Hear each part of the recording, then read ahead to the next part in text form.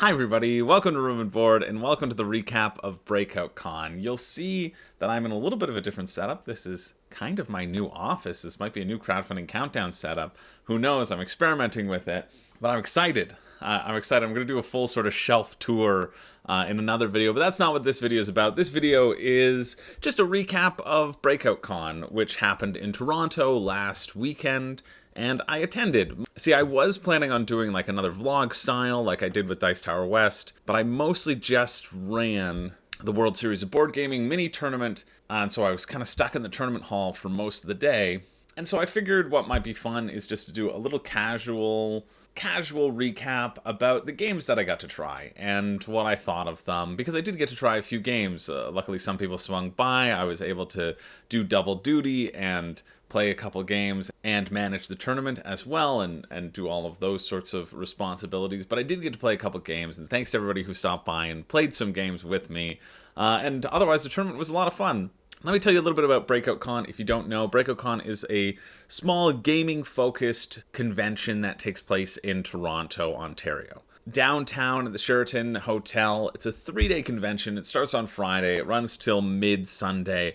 I was there Sunday at 6 p.m. and they were pretty much tearing down the gaming hall, just tearing it to the ground when I left. I said, please don't let me finish my game, and they pushed me out. No, just kidding. Everybody seemed to, just trickle out naturally. And it's mainly focused on playing board games. If you missed it, last year I did a sort of vlog, a full feature film vlog of my experience at Breakout Con, and I interviewed the organizers. I filmed the bring and buy.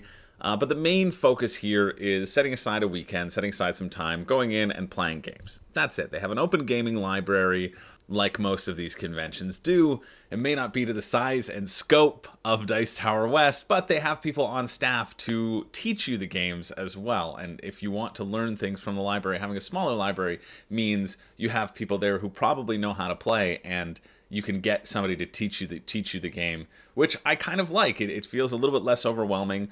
Sure, you don't have 5,000 games to choose from. You still have like 500 or so games to choose from, and you have people right there who can guaranteed teach you these games, which feels very exciting to me if you're trying to get new games to the table. That's why you want to go. You want to go to play games, or to people bring their games to that they haven't been able to play, and you just hold up a sign that say players wanted or teachers wanted, and people will sit down and play with you. It's great. They also have a couple other things going on. So I was in the tournament hall area, and the tournament hall is where sort of larger events will take place. So I was sharing it with the lovely Karen, who, if you've been to a convention, you've probably seen. She goes all over the place. She was hosting a number of different fun little tournaments and games where you could win prizes. People were playing Foundations of Rome, Guild of Merchant Explorers. There was a Catan national qualifier that was happening.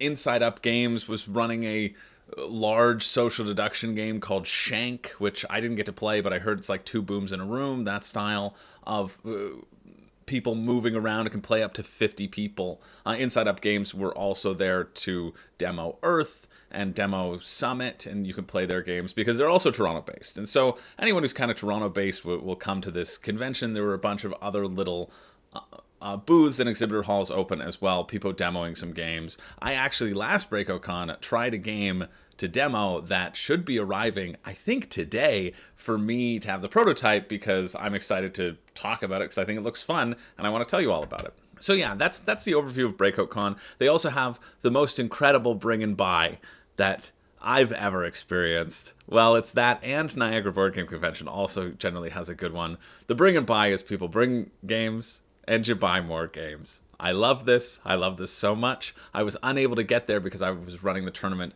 the WSBG tournament, at the same time, getting our Toronto champion to bring to Vegas, which was cool. So I wasn't able to attend it because I wanted to film it all and talk about the deals and talk about what I thought was a good deal and what I thought were people just trying to jack up the price. But apparently it was off the charts this year, and it was so busy, and I'm very sad that I didn't get to go see it. But it's probably a good thing because I have run out of room. I have almost officially run out of room on my shelves, and I don't know how I'm going to fit more things that are supposedly coming in. But that's another video. That's sort of another call video. So that's the overview of Breakout Con. If you have a local convention, one, get in touch with me because we could run something World Series of Board Gaming related, and two, go to these local conventions. They're just such a blast. Any convention that's like, my hair is all over the place. Any convention that's like gaming forward, those are the conventions that I love. Like, I really enjoyed going to Origins from like a media perspective, but there's something really charming. It's why I love the Niagara Board Game Convention. It's why I enjoy Breakout Con as well. There's something great about being able to set aside enough time to just play games, have fun. It's probably why I like Niagara more, because I got to play more games. But I still did get to play a few games this Breakout Con, and so I figured I'd go over them in chronological order of when I played them throughout the weekend and what I thought about them. And most of them were new games, which is great. That's always my sort of mandate, is to only play new games. But we also played one of the games in WSBG at the very tail end because I had all the games there and the tournament was over and I still wanted to hang out with some lovely people.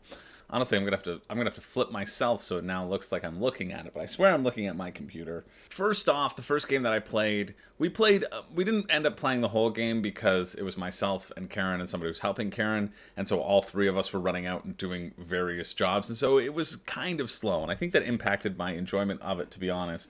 But the first game I played was Fall of the Mountain King, which is by Burnt Island, also Toronto-based, I feel, and I'm very excited to have gotten this one to the table because this was something that I thought looked really fun. This is the second one in the Of the Mountain King series. The first one was Hall of the Mountain King, and like all good dwarven stories, they have to fall into ruin. You can see the sort of overview of the board, and it's essentially an area control game. You're going to be sending your trolls out into the halls of the Mountain King and hope that you can repel the gnome invaders as the gnomes keep getting more and more ferocious and bursting into your halls. You want to kill all the gnomes that you can so that you can get the most points and win the game. I don't really know the theme of it. The mountain is going to fall. It's clearly going to fall. It's in the title, but I guess you want to just obtain the most glory before it does that. So you see all these different sort of colored sections here. That just indicates the regions where the gnomes might spawn, and whenever the gnomes spawn, they go to the weakest place. So they're very gnome-like. They don't like to fight a battle if they've got a bunch of trolls here. They're just like, oh, that space is open. I'm going to go to there and take over the board. And the crux of the actions that you can do on your turn are represented by these over there, yeah, by these symbols. You have the shield symbol, which is the bolster symbol. That's where you can add trolls to the main map. You have the axis symbol that lets you move things. You have the gnome symbol, which there's a gnome wheel, which has variable actions, and every time it keeps going around and around, the gnomes get a bit stronger. You have this claw symbol, which allows you to get influence over really famous trolls to add to your contingent of trolls with special abilities. And then finally, you have these barrels, which just give you additional turns. You want to have these barrels somewhere in your tableau, and they give you additional turns. And these little relics can never be... You want these in your tableau because they just give you additional points. However, when you build them out, let's see if we can find a picture of somebody building out their own tableau. Oh yeah, here we go. This is a great shot. So, over there is a great shot. You'll be taking these little cubes and placing them on your tableau and activating the actions. But what's really neat about this system, you can see up here with these symbols, these gnomes started out not adjacent to each other, but whenever you add cubes to your tableau, they're considered like wiped from the board, and so then these gnomes do become adjacent to each other, and that's important because you have clusters of things. It makes that action more powerful. The more things that are touching together, the more things you can activate on your turn with that action. And I thought that was really slick in terms of drafting these cards that you then build your tableau, and then you do the second phase where you actually take your actions on the board. I thought that was pretty neat, and I was very happy to have played it. So that was the first game that I played. We didn't finish it, but we got the gist of it, and I'm very happy to have learnt it. And it's one that I would absolutely play again. It feels like it could be pretty quick if people weren't getting up and doing other things in the process. So that one was really fun. And then I played... What the heck did I play? I think I played this one next. Bad Company by Aporta Games. And this one was actually kind of fun and silly as well. Here's kind of an overview of the board. It's space-based. It's space-based or Manchikoro if you've played them. It's another one of in that genre where you have a set tableau, again a tableau, I guess, of numbers, and whenever those numbers are rolled, you get to take that thing. And so on your turn, you actually get to roll 4 dice, and you create the pairs of numbers, and then you get to take both numbers, and everybody else gets to take one number. You're going to use those numbers. Can we zoom in? And you'll have these contracts, which you have to cover. So if 5 is rolled, they'd need a 5 to be rolled in order to cover that flashlight. When you complete these objectives, they go down below your gang. The sneaky tacos, that's the gang right here. And if you have the most of these, then you also get to assign a sweet little blinged out necklace to one of your people. And then whenever that number is rolled or used, whenever you use that number, you then get a point. You're also going to be on this little board up here. That's what the driving wheels are for. You got to stay ahead of the cops because the cops will move a certain amount of time every turn. And when they cross into this red zone, the game's over.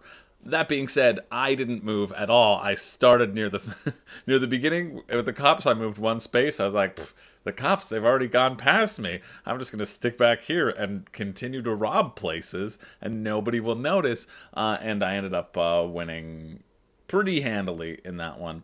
Over here, you also have just another board to track your upgrades, because you can see how you can upgrade each number so that it becomes better than the base. And yeah.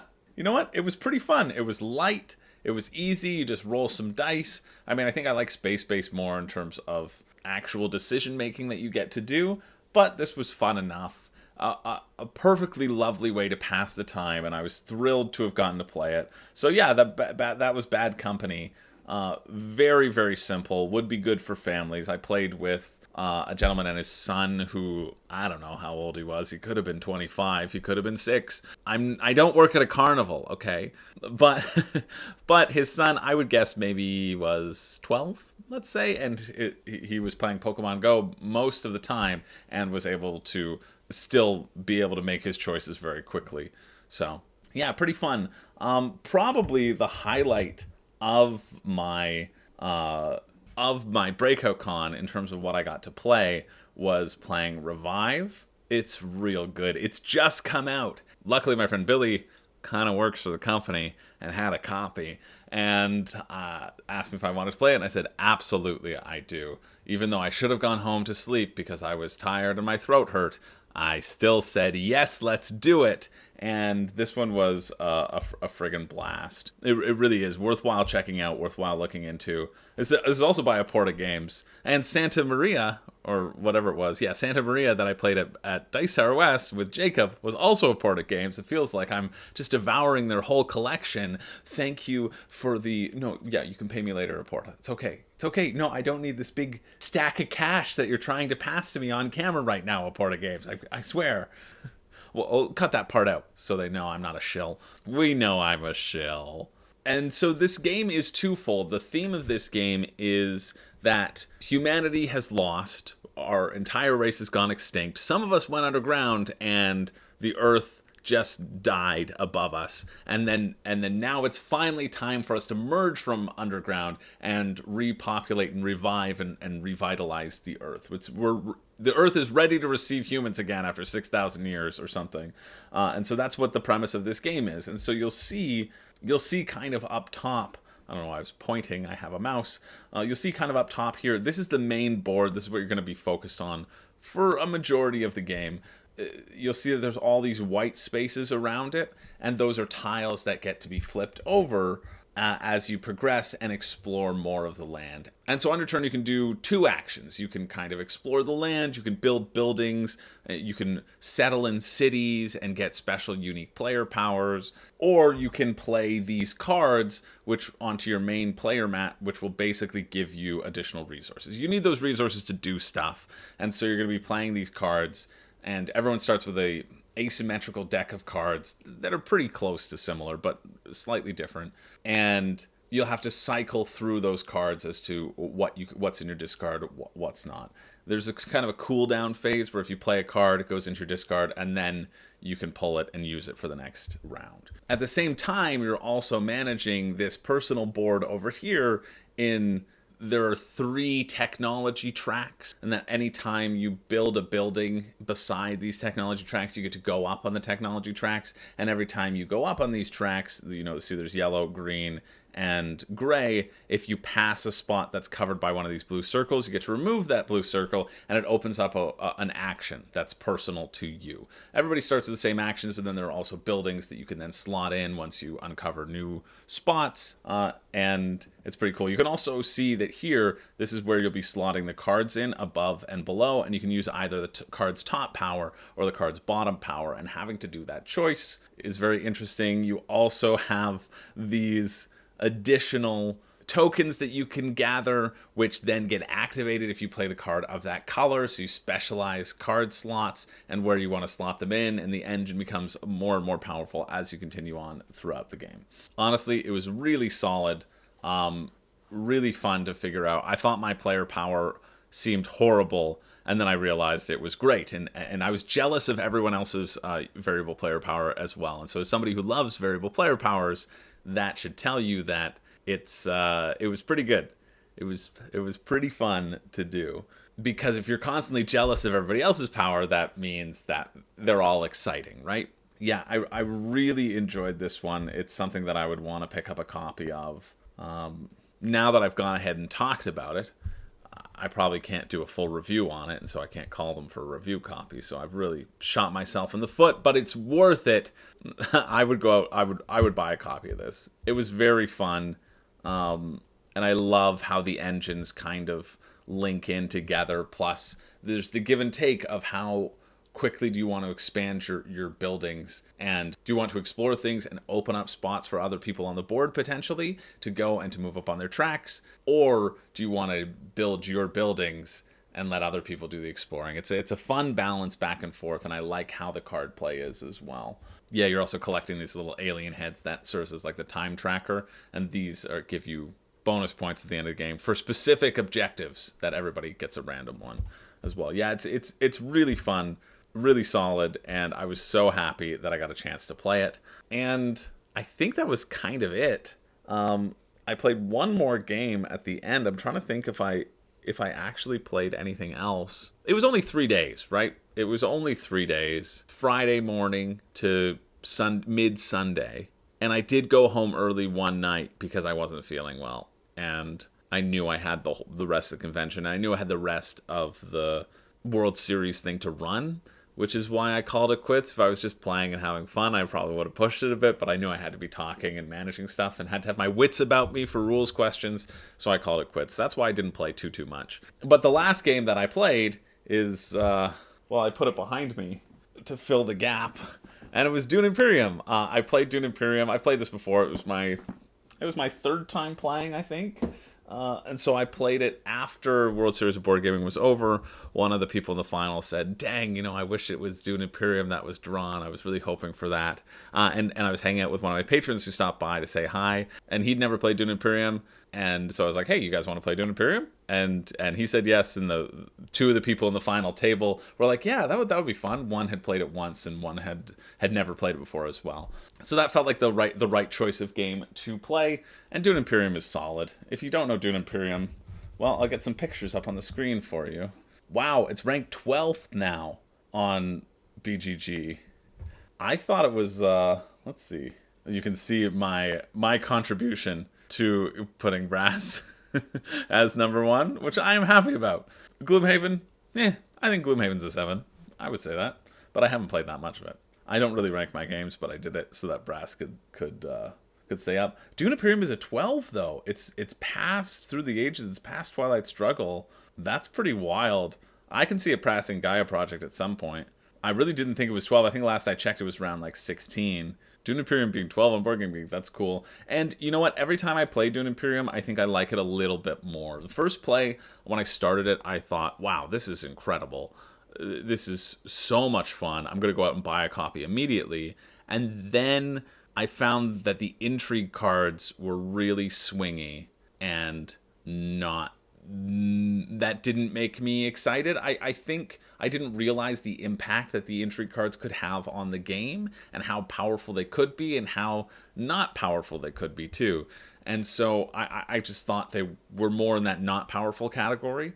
And so when I played my first game, I drew a card from somebody and it was like, hey, spend 7 money and get a point. And I was like, okay, I'll just do that and win the game, I guess. And it kind of came out of nowhere and nobody was able to get the other point because at the combat that it was on, there were no points to be gotten, so nobody was able to get the points. And so it was really sort of an anticlimactic ending for that first game.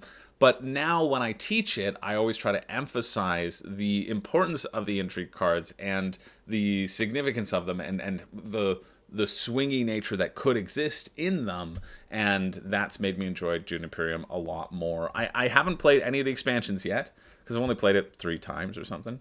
I mean, it is 3 times. I'm just saying or something because, you know, I want to seem more impressive to you all.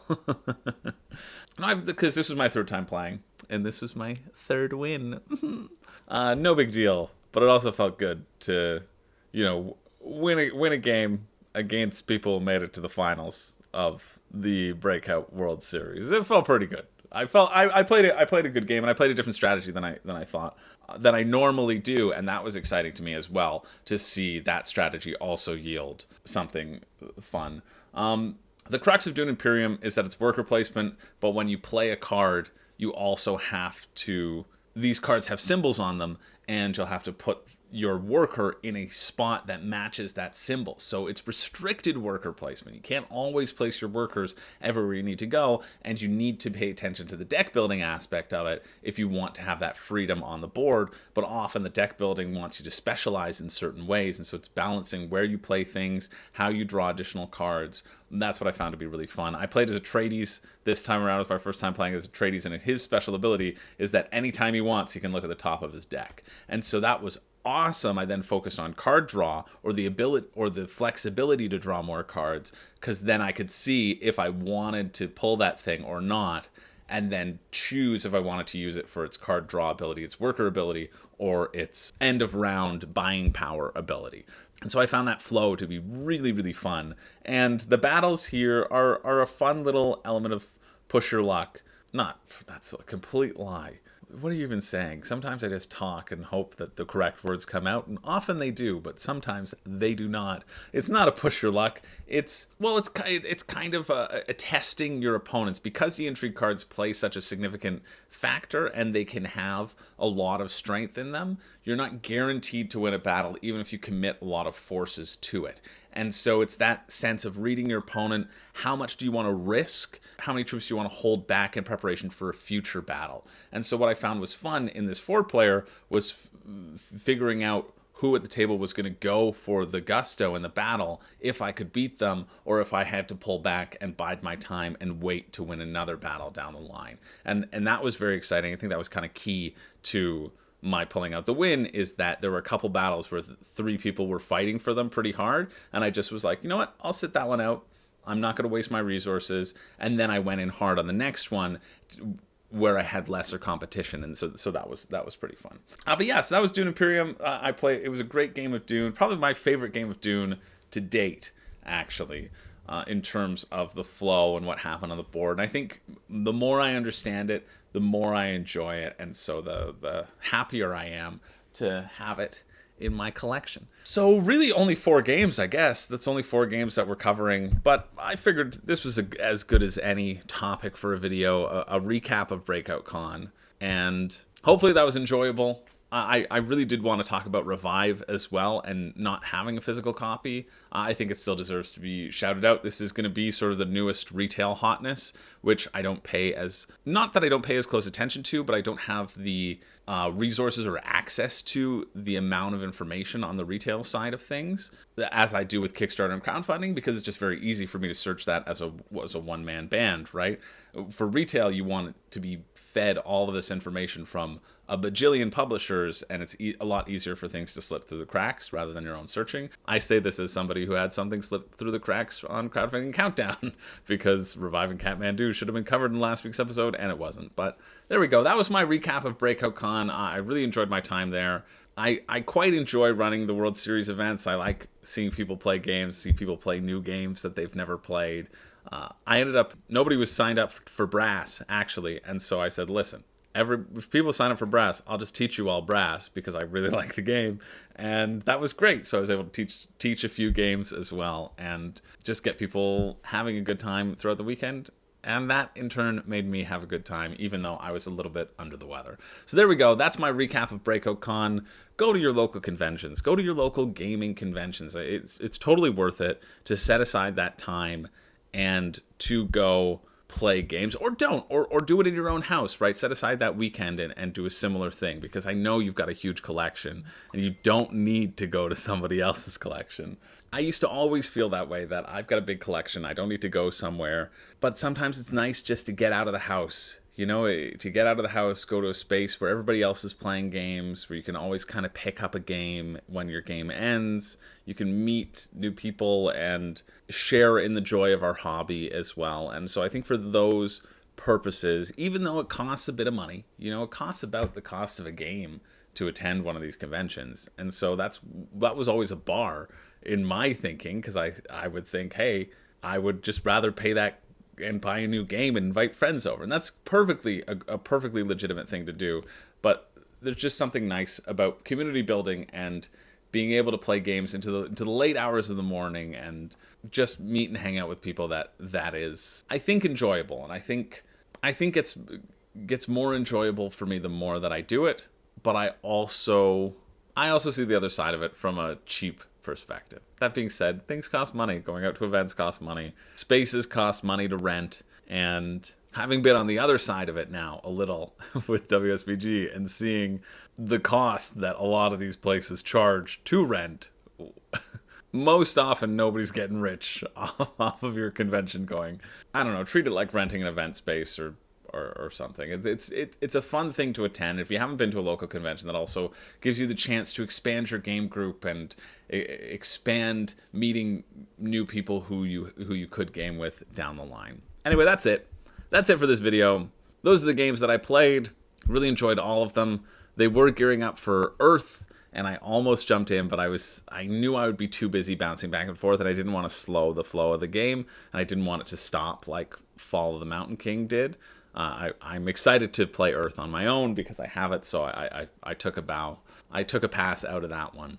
But yeah, it was lovely, and it was lovely. Thanks to everybody who came up and said hi and knew me from Room and Board. There were so many people actually from Toronto who knew me. I think people from Dice Tower West and Toronto were almost on the same level of the number of people, which is pretty impressive considering Dice Tower West was, I don't know, 2,000 people, and Breakout Con was 400.